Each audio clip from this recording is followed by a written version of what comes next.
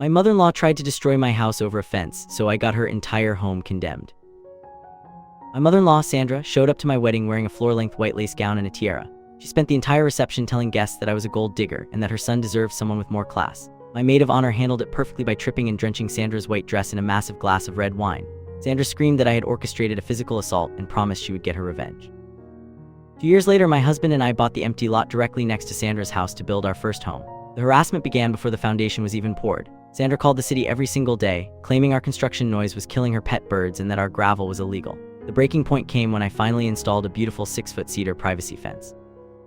Sandra was furious because it blocked her view of the sunset. She marched onto our lawn and screamed, "I am going to make sure the city tears this down and sues you into the street." She filed a formal complaint with the county, alleging the fence was an illegal structure and encroached on her property. A week later, an official surveyor and a state environmental inspector arrived. He spent 4 hours checking maps and measuring the soil. The lead inspector eventually knocked on Sandra's door and told us to gather around. He explained that my fence was completely legal and sat exactly on my property line. However, the survey revealed a massive problem for Sandra. It turns out her house was built 30 years ago on protected state wetlands without any of the required permits.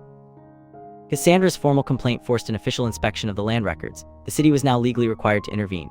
They condemned her house on the spot as an environmental hazard. Since the home was never legally permitted, her insurance company refused to cover a single cent of the loss. Sandra went from trying to take my fence down to losing her entire life savings and her home in a single afternoon.